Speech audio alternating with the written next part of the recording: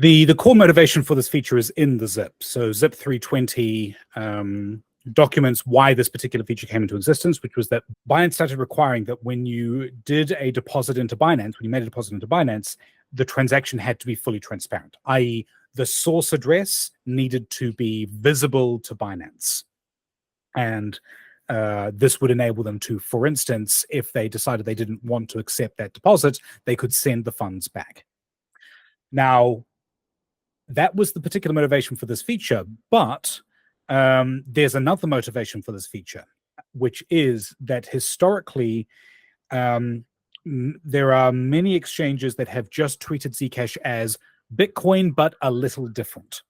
So they've taken the Bitcoin code base that they, their Bitcoin transaction parsing libraries that they use for all of their Bitcoin forks, and they tweak a couple of parameters, and it's like, oh, great, we've got Zcash support now. But what that often has meant is that their transaction parsers don't support transactions that contain shielded components.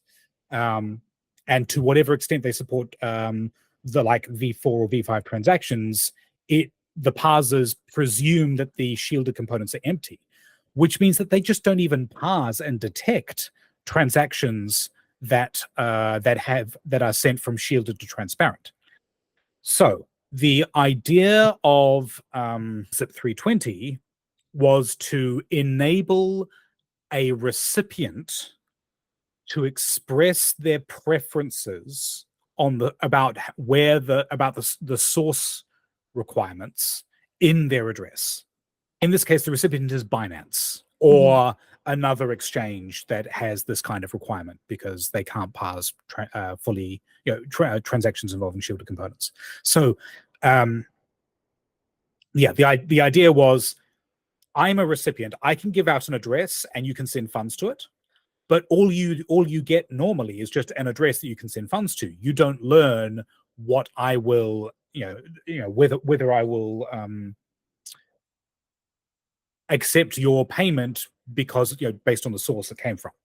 So in order to address this problem, what ZIP 320 proposed was to take a regular transparent address and re-encode it in a different format that wasn't compatible with regular T addresses. So what that then meant is if Binance gives out this TEX address, wallets that haven't upgraded to support TEX addresses will fail to parse it. They'll just go, you can't send to this address because we don't understand it.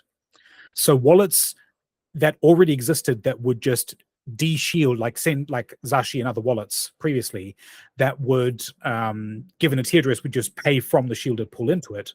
They would not by default pay into this TEX address because they wouldn't understand it.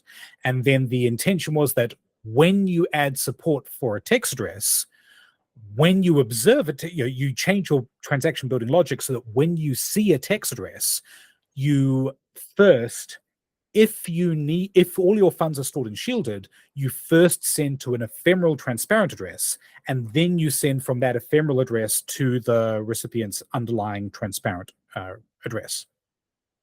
So this satisfies both parties. Binance is happy because the transaction in which they receive the funds has a transparent source address, and the users are happy because they're not revealing their shielded source of funds. They are using an ephemeral address that the wallet will do its best to not reuse, and so they are revealing as little metadata as they can from that perspective, while still satisfying the requirements that Binance now has.